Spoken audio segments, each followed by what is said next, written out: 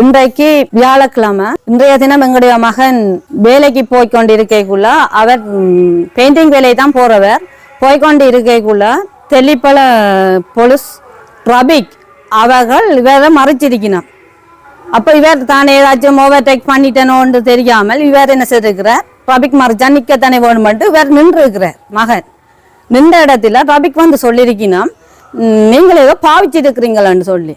அப்போ அவர் சொன்னவரா, நான் வேலைக்கு தான் போகிறேன், நான் எதுவுமே பாவிக்கிறதும் இல்லை, இன்றைக்கும் பாவிக்கலை, இந்த வாழ்க்கையில் நான் பாவிக்கிறேன்னு சொல்ல இவ இல்லை, நீ பாவிச்சு இருக்கிறான்னு சொல்லி இவரை உடனடியாக தெல்லிப்பள போலீஸ் ஸ்டேஷனுக்கு ஏற்றி கொண்டு போய் அங்கே பிள்ளைன்ற மோட்டர் சைக்கிள் எல்லாத்தையும் பறித்து விட்டுட்டு அதுக்கு பிறகு பிள்ளைய ஜீப்பில் ஏற்றி கொண்டு போய் தெல்லிப்பள டாக்டர்கிட்ட கொடுத்துருக்கணும். அப்போ டாக்டர் அதை செக்அப் பண்ணி போட்டு டாக்டர் சொல்லியிருக்கிறார் இவர் பாவிக்கலைன்னு சொல்லி. பிள்ளை வெளியால் வந்து இருக்குது, வெளியால் வர சொல்லிச்சினம்மா நீ சாராயம் குடிச்சனீன்னு சொல்லி. அவன் சொன்னானா, நான் சாராயமே இன்று மட்டும் நாங்கள் குடித்தது எனக்கு அதை என்னென்னு தெரியான்னு சொல்லி பேருந்து ஜீப்பில் ஏற்றி கொண்டு வந்து தெல்லிப்பள போலீஸ் ஸ்டேஷனில் விட்டு இருக்கணும். விட்டால் அதுக்கு பிறகுதான் எனக்கு ஃபோன் பண்ணி சொல்லி இருக்குது, அம்மா என்ன போலீஸ் பிடிச்சதுன்னு சொல்லி. அப்போ நான் என்னத்துக்கு பிடிச்சது எதுக்கு பிடிச்சதுன்னு சொல்லி உண்மையாக எனக்கு தெரியவே இல்லை. அதுக்கு பிறகு நான் அங்கே ஃபோன் அடிக்கிறேன், இங்கே ஃபோன் அடிக்கிறேன், நான் என்ன செய்கிறேன்னு சொல்லி எனக்கு உண்மையாகவே தெரியாமல் போட்டுது. சரி, நான் இன்னும் 3ஆம் தடவை ஃபோன் எடுக்க புள்ள ஃபோன் ஆன்சர் இல்லை. 12:30 இருக்கும். இன்றைக்கு தான் ஃபோன் பண்ணி நான் திருப்பி கேட்குறேன், எங்கே தம்பி நிற்கிறீங்கன்னு கேட்க, அம்மா நான் திருப்பி விட்டுட்டாங்க, நான் வேலையில் வந்து வேலை செய்தோன்னு நிற்கிறேன்னு சொல்லி. என்னத்துக்கு நான் இந்த கதை உங்களுக்குன்னு சொல்றேன்னு சொன்னால், உண்மையாவே இலங்கையில் இருக்கிற ரபிக்கோ சரி எந்த போலீஸோ சரி உண்மையான சட்டத்துக்கு மாறாகத்தான் இந்த செயல்பாடுகள் நடக்குது. அரசாங்கத்தால் எதுவுமே எங்களுக்கு இன்றைக்கு 40 வயசு வந்துட்டு அவரு 19 வயசு மகனுக்கு, எங்கட மனுஷனுக்கு 46 வயசு, எதுவுமே எங்களுக்கு கிடைக்க போறதும் இல்லை, கிடைச்சதும் இல்லை.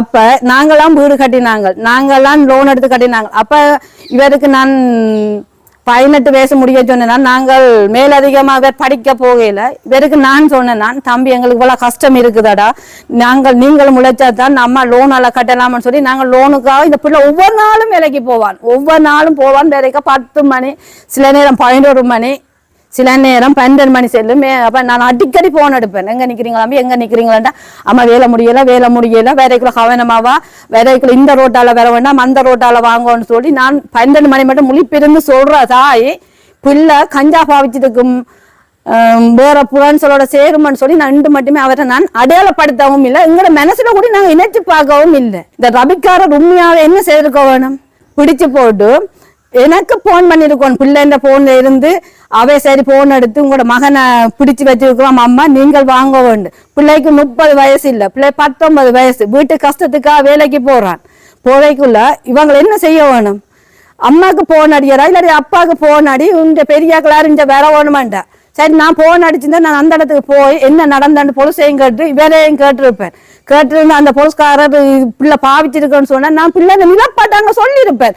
பிள்ளை நிச்சயம் ஒளிமின் அதை என்னோட தேத்தனி வாங்கி குடிச்சாது, பான் சாப்பிட்டவர் இன்றைக்கு பானும் டீயும் தான் குடிச்சவர், அதை எல்லாத்தையும் குடிச்சு போட்டு இவர் போய் கொண்டிருக்கக்குள்ள நீங்க பிடிச்சால் அந்த பிள்ளைக்கு எங்க கஞ்சா கிடந்தது. உங்களுக்கு அரசாங்கம் சொல்லி இருக்கலாம், கஞ்சா பிடிச்சவன் நான் தூக்கி போடன்னு சொன்னால் விக்ரவன் தூக்கி போடுங்க, அவன் விக்ரவன் எங்க இருக்கிறான் வீட்டை வந்து பார்த்தா தெரியும். நாங்கள் 5 மாடி 6 மாடியிலேயே நாங்கள் இருக்கிறோம். நாங்கள் சாதாரண மனிதர் மாதிரி ஒரு 4 பேர் முளைச்சு கட்டின வீட்டுக்கு கடனை கட்ட போன பிள்ளைய கஞ்சாதுன்னு சொல்லி என்ன நீங்க ரோட்டில போடுவீங்க? 4 பேர் இந்த பிள்ளைய பிடிச்சிருந்தா இந்த பிள்ளையோட நாளைக்கு என்ன முறைதான் சேர்ந்து திரிவானே.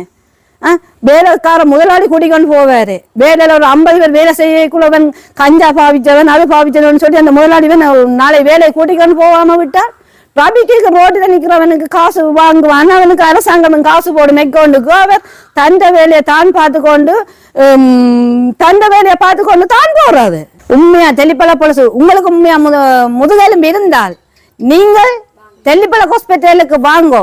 நீங்கள் போத வஸ்து நீங்கள் பாவிக்கலை என்று உறுதிப்படுத்தினால் நாங்கள் அதுக்கு பிறகு எங்கட பிள்ளையால உங்களோட கையிலாதாரம். இதுக்கு நீங்க முதுகெலும்பு இருந்தால் நீங்க தெல்லிப்பள போலீஸ்ல இருக்கிறார்கள் எல்லாரும் நீங்க இந்த சவாலுக்கு முதல் வாங்க.